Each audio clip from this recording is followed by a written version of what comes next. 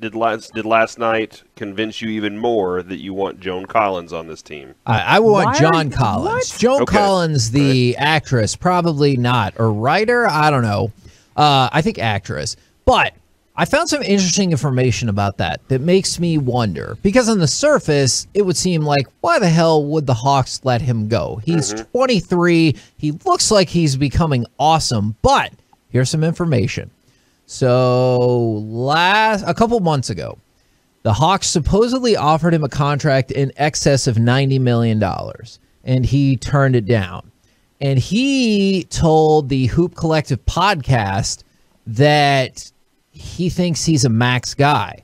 He said, if I finish the season averaging 20 and 10, the other guys who are averaging 20 and 10 are max caliber guys. I'm in that conversation, and I feel like I'm worthy of being extended as such. So he's going to be a restricted free agent. And I get common sense lets you know that, like, the Hawks would probably not let him go. But if they have him slotted at this particular spot, and right now he's averaging 18.5 and 8 per game.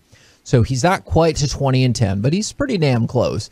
If the Mavericks were like, look, he's somebody that we can use, build a little bit of post presence or, like, I guess, big presence added to the lineup, we can go max on him and hope he grows into the person that we need to be. That is a dangerous strategy, but the Mavericks are in a position where they might have to take that kind of swing, and maybe by making that max deal on the restricted free agents, they could pull him away from Atlanta. I would max him out and see if Atlanta wants to match. I'm afraid Atlanta will match, but I would max him out.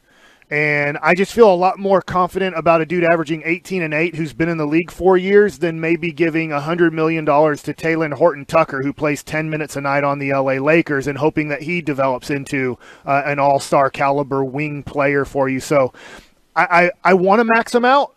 I'm afraid that Atlanta will match, but I think that is a guy that is, I'll say, a realistic possibility. Because I know we love talking about the Greek Freak, and I know he signed an extension, or we love talking about LeBron coming here, or Chris Paul when he's a free agent 10 years ago. But, I mean, let's be realistic. This is more realistic to get somebody like this to come here than to get the superstar who everybody wants to max out, and he can choose any team he wants. Kevin, he has scored 30 points 5 times this year. 2 of those times have been against the Mavericks. Are they letting him do that so that he can get his average up to 20 and 10 so that it looks like, you know what, that's a max guy right there? See, I think that's a poor strategy, Corey, because I would want to undercut his stats so the Hawks were convinced he was not. But I will tell you this, in case anybody is concerned, it's not a this year thing. Like, over this year and last year, he's become a more, let's say, competent three-point shooter. All right?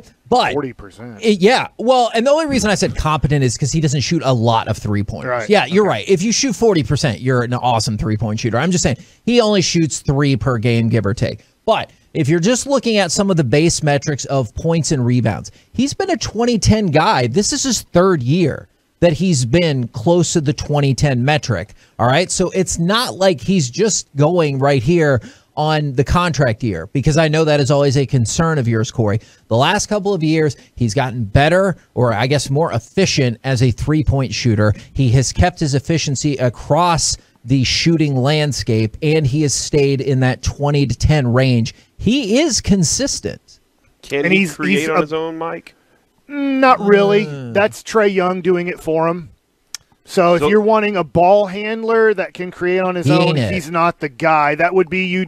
I mean, and this is a guy you're taking a big risk on. That would be like a Taylor Horton-Tucker that can do it on his own. But the dude plays 10 minutes a night on the Lakers. So are you willing to give a dude on the Lakers who can only get 10 minutes a night, are you willing to give him 4 for 80 or 4 for 100 because he's a restricted free agent to try to pry him away from the Lakers or some other suiting teams?